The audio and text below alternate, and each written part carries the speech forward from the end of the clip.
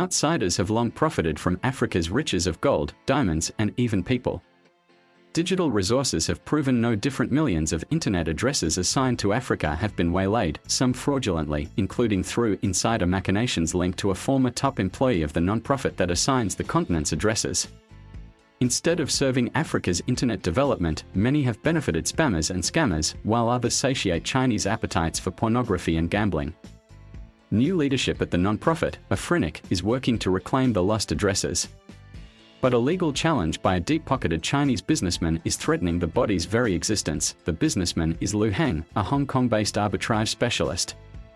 Under contested circumstances, he obtained 6.2 million African addresses from 2013 to 2016.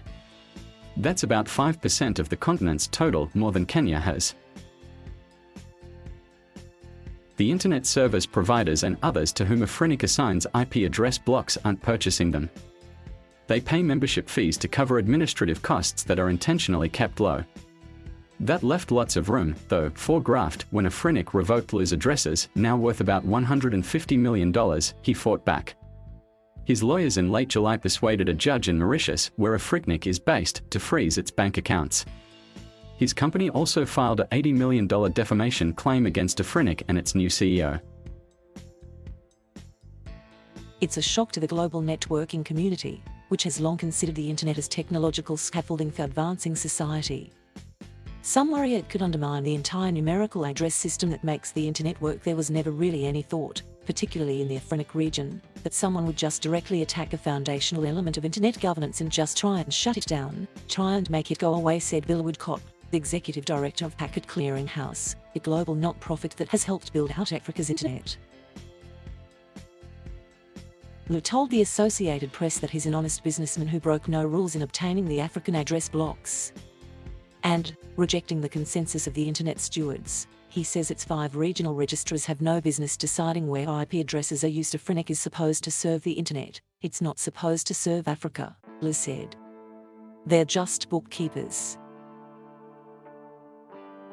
In revoking Lu's address blocks, Afrinic is trying to reclaim internet real estate critical for a continent that lags the rest and leveraging internet resources to raise living standards and boost health and education.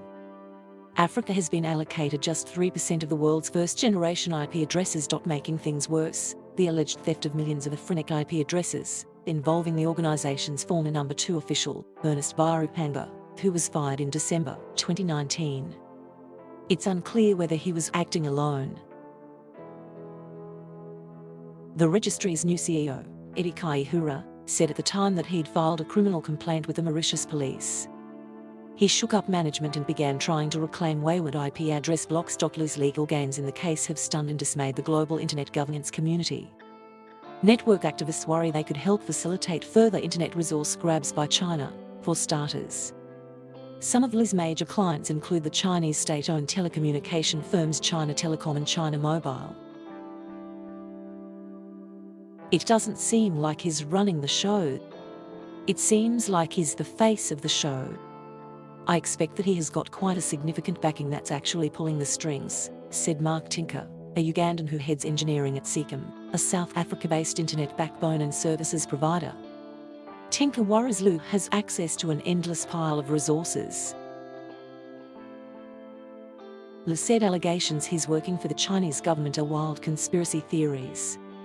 He said he's the victim of ongoing character assassination.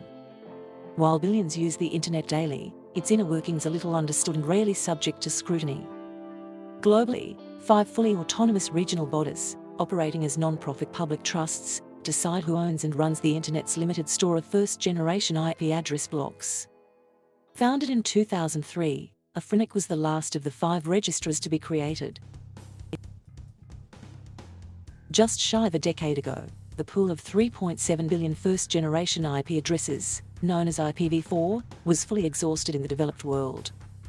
Such IP addresses now sell at auction for between $20 and $30 each. The current crisis was precipitated by the uncovering of the alleged fraud at Afrinic. The misappropriation of 4 million IP addresses worth more than $50 million by buyer Varanga and perhaps others was discovered by Ron Gilmet, a freelance internet sleuth in California, and exposed by him and journalist Jamva Moylan of the South African tech website MyBroadband. But that was far from all of it. Ownership of at least 675,000 wayward addresses is still in dispute. Some are controlled by an Israeli businessman, who has sued a Phoenix for trying to reclaim them. Gilmet calculates that a total of 1.2 million stolen addresses remain in use. Someone had tampered with a whose database records, which are like deeds for IP addresses, to steal so-called legacy address blocks, Gilmet said. It's unclear if it was by Garanga alone or if other insiders or even hackers were involved, he added.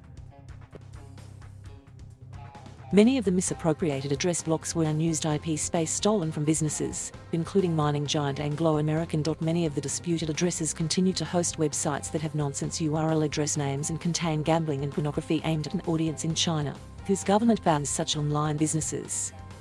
When Kai Ihura fixed his sites only this year, he told him in writing that IP address blocks allocated to his Seychelles-registered company were not originating services from within the Phoenix service region, contrary to the justification provided. Liu would not discuss the justifications he provided to Afrinic for the IP addresses he's obtained, but said he's never broken any of Afrinic's rules. Such justifications are part of what is typically an opaque, confidential process. Kai Ihura would not comment on them, citing the legal case. Nor would the two men who were Afrinic's CEOs when Liu received the allocations. He said he discussed this with Adel Akligan, Afrinic's first CEO, in Beijing in a 2013 meeting cited in the emails. Akligan, who stepped down in 2015, would not comment on any discussions he may have had with Liu on the subject. Akligan's successor, South African internet pioneer Alan Barrett, would say only that all appropriate procedures were followed. By that time, in 2016-17, Liu said his company, Cloud Innovation, had quit the VPN business and shifted into leasing address space.